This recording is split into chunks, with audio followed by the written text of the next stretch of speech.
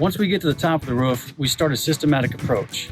First, we'll do a wide scan of the whole roof. We'll walk around, checking everything out, and then we get more systematic and lock in more on key areas where there might be damage, leaks, and stuff that we know to look for. There are different reasons why people call us out for inspection. Sometimes they notice a staining on their drywall and their ceiling in their house. Sometimes it's shingles missing. Sometimes they've just heard we give a free inspection and they want to know the health of their roof is good. Either way, when we come out, the process normally starts with a walk around the house. We'll walk the perimeter. Having the construction background I have, I'm not just looking at your roof. I'm looking at the overall health at the exterior part of your house. I'm looking for fascia, soffit that might be sagging, gutters that aren't draining properly. I'm looking for a foundation that's washing away from your house, which means you might need different gutters. Then, after I do a walk around the outside of the house, taking notes of any window screens that might have been hit by hail or any damage to any of the garage doors or anything like that on the outside of the house, then I move up to the top of the roof. And when I get up there, I have my own systematic approach. Things that we look for when we get up on top of the roof is, first of all, what are the materials on the roof? This roof here has a TPO system on the flat roof, and then it's got a presidential asphalt shingle on the pitched portion of it. And when we come up here to look, we're checking for code. Also, when we're up here, drip edge in this area is code. You have to have drip edge. Another thing we'll do is we'll do the inspection underneath. We'll put up just enough to look to do an inspection to make sure that you've got the right underlayment. Also, to make sure how many layers of shingles you have on your roof. Once we see that, and we see what shingles you have, what material you have on your flat stuff, we'll probably come up to the top and get a better view up here, and we'll look at what's called your ventilation up here, like on your ridge. You have ridge here, then you have a ridge vent right here. Most people don't realize the importance of having a good ventilation system on your roof. And it's not just about what's here, it's also under your eaves. So part of our walk around at the beginning is looking for the proper ventilation points along your eaves. What that does is that allows a natural draw of hot air from underneath there and up, out through your vents up top. If it's not ventilated properly, you get issues with insurance where they might not cover your claims because it's not installed properly. So that's one of the inspection points that we do, is to make sure what you currently have is up to code and done properly. A lot of times what we'll find on roofs, issues with leaks can come around these two pipes right here and pipes like them. You've got your pipe jacks, which are these boots that fit over these exhausts right here.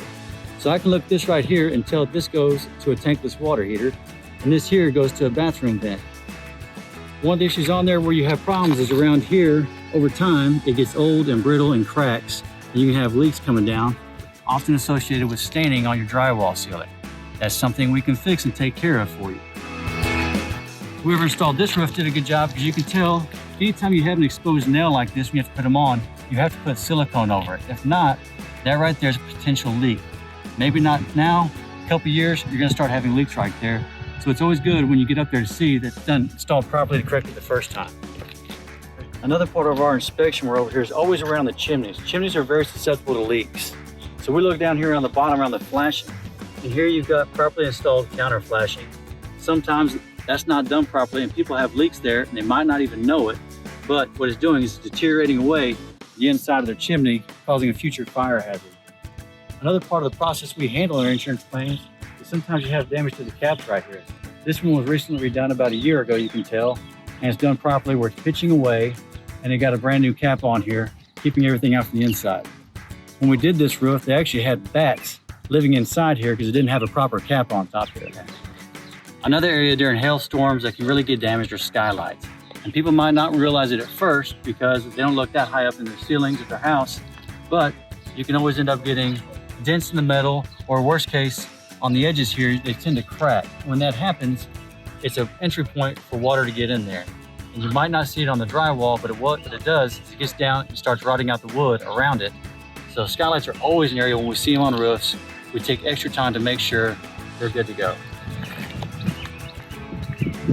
This pipe right here actually goes to a bathroom inside people's house. It doesn't have a cap on it because actually down in there at the very bottom is water. There's a P-trap, and what that does is that keeps all the sewer gases from coming out. So water getting in there is okay because it's already down there anyways. Now if there was trees or something over top that might go, leaks might fall down, you might want to put a cover, but it's perfectly fine and up to code to be open just like that. Another area doing our inspections, whether it's the walk around or when we get on the roofs, is we're always gonna look at your fascia. You need your siding like this. This is an EIFS. It's a foam system. It's made to look like stucco. A lot of houses have wood, maybe cedar. Cedar, if it's painted, you can see chips when hail hits it. Also aluminum dents a lot. So that's part of the process claim that we'll cover and make sure it gets fixed. Now this window screen right here is protected from the eave up above it, but a lot of times when we come and look, we're also going to check out all your screens and look over them really well.